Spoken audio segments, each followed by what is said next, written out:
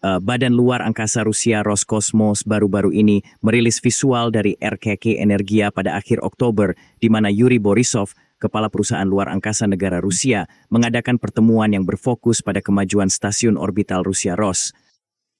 Namun foto-foto prototipe potensial pesawat ruang angkasa Rusia Orel adalah yang menarik perhatian publik. Pesawat ruang angkasa Soyuz saat ini digunakan untuk perjalanan ke stasiun ruang angkasa internasional. Ini tetap menjadi metode yang paling tepat untuk mengangkut kosmonot ke dan dari orbit. Meskipun sudah lanjut usia, ia telah secara konsisten menunjukkan keandalan, telah mengalami lebih dari 6 peningkatan, dan telah beralih ke teknologi digital. Namun, terdapat kekurangan tertentu yang tidak dapat diperbaiki melalui modifikasi kecil. Volume internal modul turun yang kecil menjadi perhatian besar. Astronot duduk dekat satu sama lain yang bisa merasa tidak nyaman selama penerbangan panjang atau saat turun di air.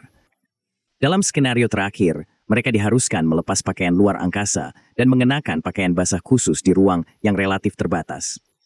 Bayangkan mencoba mencapai hal ini di kabin Mini Cooper yang tidak memiliki akses ke kursi belakang. Pesawat ruang angkasa Soyuz telah dibuat untuk roket R7 jarak menengah yang diameter 2,25 paum. Pengembangan kendaraan transportasi kru generasi berikutnya yang awalnya disebut Orel dimulai pada tahun 2009 untuk roket berat dengan diameter 4,4 meter. Dibandingkan Boeing CST-100 Starliner memiliki diameter 4,5 meter dan Crew Dragon memiliki diameter 4 m. Itu ditujukan untuk kru 4 orang. Kelemahan lain dari Soya adalah desainnya sekali pakai.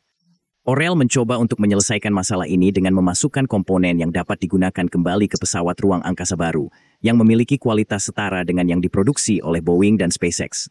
Pesawat ruang angkasa telah dikembangkan selama 15 tahun karena berbagai alasan. Meskipun ini mungkin tampaknya merupakan daftar yang panjang, ada baiknya untuk mengevaluasi inisiatif internasional alternatif. Selain itu, CST-100 yang sedang dikembangkan selama 14 tahun, bertanggung jawab untuk mengangkut astronot ke Stasiun Luar Angkasa Internasional pada bulan Juni, tetapi tidak dapat mengembalikannya karena kesulitan teknis. Pesawat ruang angkasa Orion Amerika Eropa juga masih dalam proses pengembangan. Meskipun sedang dikomisioner sejak 2006, ISA belum melakukan misi berawak meskipun telah terbang ke luar angkasa. Prototip yang ditunjukkan pada foto dimaksudkan untuk pengujian statis. Mereka menunjukkan bagian propulsi dari pelindung termal, serta salah satu dari 3 panel fairing muatan. Prototipe pengujian kekuatan getaran modul kembali tampaknya lebih dirakit. Secara efektif, model ini akan berfungsi sebagai pesawat ruang angkasa yang sepenuhnya fungsional, yang digunakan untuk mengevaluasi titik perakitan yang rumit, dengan tujuan utama memastikan bahwa ia dapat menahan getaran mesin roket selama peluncuran. Pesawat ruang angkasa URL akan terdiri dari 2 komponen utama, bagian propulsi, dan modul pengembalian. Penggunaan kembali akan terbatas pada modul pengembalian. Desain serupa dengan bagian penggunaan tunggal yang dapat dilepas digunakan oleh Boeing, CST-100 Starliner, dan Crew Dragon. Namun pesawat ruang angkasa Rusia akan turun dengan cara yang berbeda dari pesawat ruang angkasa internasional. Kaki pendaratannya, atau lebih tepatnya, perangkat pendukung pendaratan, adalah karakteristiknya yang paling khas. Orel akan menjadi pesawat ruang angkasa pertama yang menerapkan sistem pendaratan semacam ini, yang akan memungkinkan modul kembali digunakan dalam banyak kesempatan. Saat turun, mesin pendaratan bahan bakar padat akan mengurangi kecepatan di bawah parasut, dan kaki logam akan digunakan untuk melindungi pesawat ruang angkasa dari kerusakan dan menahan pendaratan. Pesawat ruang angkasa Soyuz yang saat ini digunakan tidak sepenuhnya digunakan sekali pakai. Modul penurunan turun dengan lembut sebagai hasil dari 6 mesin soft landing. Para kosmonot ditarik keluar dan pesawat ruang angkasa kemudian diangkut ke RKK Energia di Moskow untuk tujuan pengujian dan penggunaan kembali elektroniknya. Kursi khusus juga digunakan kembali untuk setiap kosmonot. Modul penurunan sering disumbangkan ke museum dan lokasi umum lainnya. Jika Anda mengamatinya di pameran, Anda bisa yakin bahwa isinya tidak dapat digunakan lagi. Sayangnya, tidak ada gambar interior Aurel yang dapat diakses publik.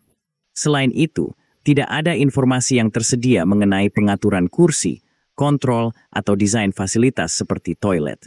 Desain akhir Orel diharapkan berbeda dari model yang saat ini dipajang di Museum Ruang Angkasa di Kaluga. Namun, gambar-gambar tersebut menunjukkan bahwa pesawat ruang angkasa sedang membuat kemajuan yang menimbulkan kemungkinan akan selesai dalam waktu dekat. Orel secara teknis mampu mengangkut para kosmonot ke ISS atau ROS dan juga dalam posisi untuk berpartisipasi dalam misi bulan Rusia di masa depan. Selain foto dari RKK Energia, ada indikator tambahan yang menunjukkan pengujian Orel yang akan segera terjadi. Kompleks peluncuran roket Angra di Kosmodrom Vostokny saat ini sedang menjalani modifikasi dan uji coba komprehensif berhasil dilakukan pada bulan Agustus. Peralatan layanan untuk pesawat ruang angkasa berawak baru menjalani uji otonom pada 25 Oktober yang menyimpulkan serangkaian uji lainnya. Fasilitas perakitan dan pengujian baru untuk peralatan ruang kelas berat saat ini sedang dibangun di Vostokny. Fasilitas ini juga akan bertanggung jawab atas persiapan modul Orel dan ROS. Selanjutnya, Orel telah ditugaskan lokasi pendaratan baru daripada wilayah Orenburg yang merupakan proposal awal.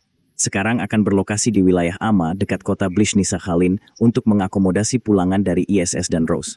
Perkembangan ini menunjukkan bahwa pesawat ruang angkasa berawak Rusia yang baru dapat digunakan kembali mungkin akan segera melakukan penerbangan luar angkasa perdana dan kemudian mendarat sendiri.